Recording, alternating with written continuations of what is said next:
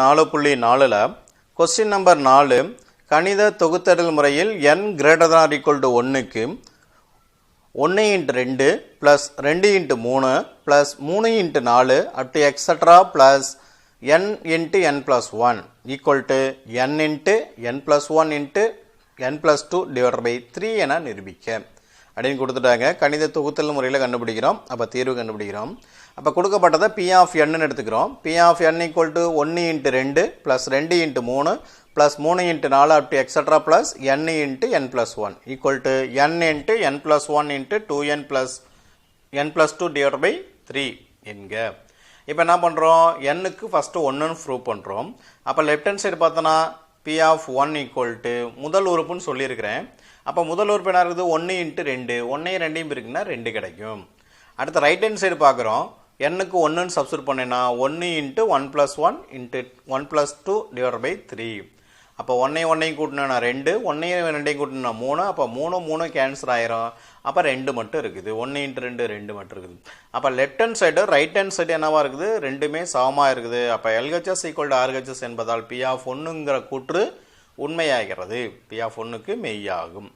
அடுத்து என்ன பண்ணோம், P of 1க்கு மெய்ன்னு சொல்லிட்டாவே n = kக்கு உண்மையை நம்மளாக எடுத்துக்கிறோம். n = kக்கு இந்த கூற்று உண்மை என கொள்க. அப்போ n இருக்கிறதுல kன்னு சப்ஸ்டிட் பண்ணால் போதும். P of k equal to 1 × 2 plus 2 × 3 plus 3 × 4 up to etc. k × k plus 1 equal to k × k plus 1 × k plus 2 divided by 3.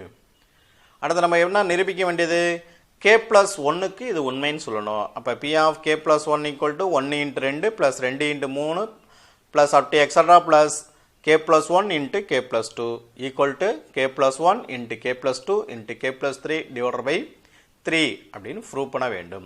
அப்போ லெஃப்ட் ஹேண்ட் சைடு எடுத்து ரைட் ஹேண்ட் சைடு ப்ரூவ் பண்ணலாம். Left hand side என்ன இருக்குது, P of k plus 1 equal to 1 × 2 plus 2 × 3 up to etc plus k plus 1 × k plus 2. இதுக்கு முன்னாடி இருப்பு என்னவா இருக்கும், k × k plus 1.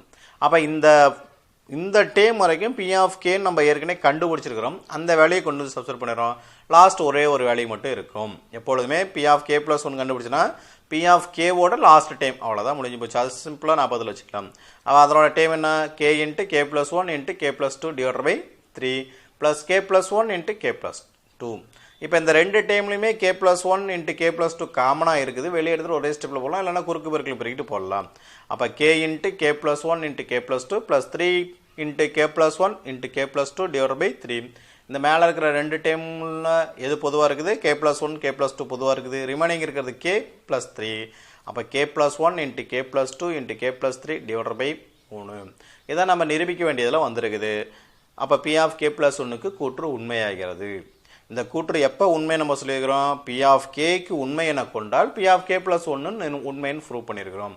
இப்படி உண்மைன்னு சொல்லிட்டா எல்லா கணித தொகுத்தெடுத்த கொள்கையின்படி எல்லா எண்ணுக்கும் n greater than or equal to 1க்கும் n × 1 × 2 plus 2 × 3 plus 3 × 4 up to etc.